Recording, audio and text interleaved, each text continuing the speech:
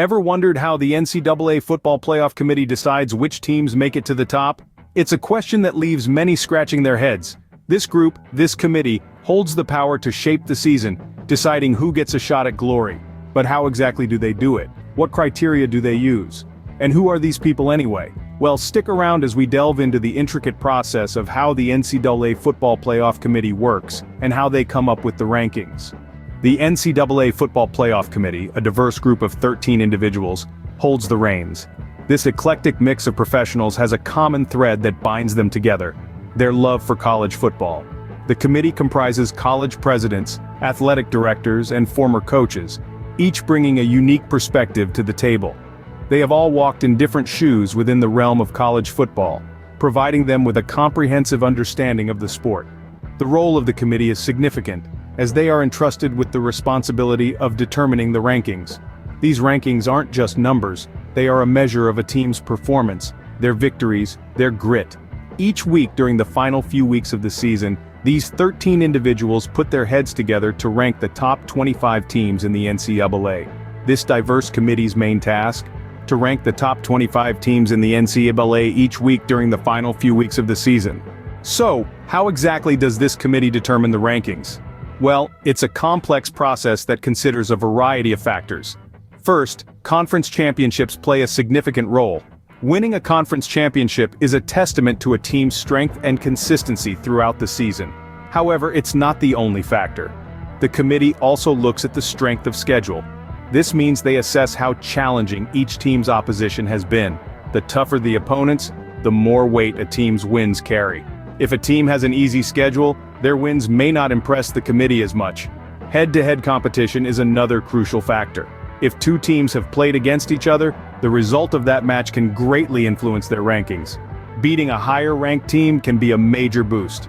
Comparative outcomes of common opponents also come into play. If two teams have played against the same opponent, the committee compares how each team performed in those matches. Additionally, other factors like key injuries or the weather conditions during a game could also be considered. The committee meets multiple times, both in person and via video conference, to discuss these elements and vote on the rankings. These discussions are rigorous, detailed, and designed to factor in every possible aspect of a team's performance. The goal isn't just to rank teams, but to rank them fairly and accurately.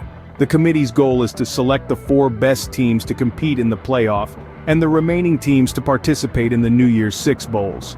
How does the committee ensure transparency and fairness in this process? A question that echoes in the minds of many. The NCAA Football Playoff Committee has taken several steps to uphold these principles. Firstly, they've established recusal policies. Members with direct associations to teams under consideration are recused from the voting process. This means they cannot participate in discussions or cast votes related to those teams, thereby eliminating any potential bias. Secondly, the committee champions transparency by publicly releasing their voting results. This way, everyone can see how the rankings were determined, leaving no room for speculation. The committee's decisions are out there in the open for everyone to scrutinize. These steps, among others, underline the committee's commitment to creating a level playing field. They want the true champions to shine based on their merit and performance, not favoritism or bias. So, in essence, the committee strives for a fair, transparent process, all in the pursuit of crowning the best in NCAA football. Let's briefly recap what we've learned about the NCAA Football Playoff Committee. Composed of 13 members, the committee includes a diverse set of individuals from university directors to former coaches, each bringing a unique perspective to the table. The ranking process is a meticulous one, founded on a variety of factors such as team records, strength of schedule, and head-to-head results. These rankings are not arbitrary but are the outcome of comprehensive evaluations and robust discussions. The committee meets multiple times throughout the season to revise and refine these rankings, ensuring they reflect the current landscape of college football. Moreover, the committee goes to great lengths to promote transparency and fairness.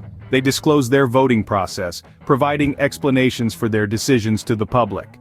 This openness fosters trust, ensuring that the rankings are not only fair, but also understandable to all. So there you have it, the complex yet fascinating process of how the NCAA Football Playoff Committee works and how they come up with the rankings. Until next time, keep the football spirit alive.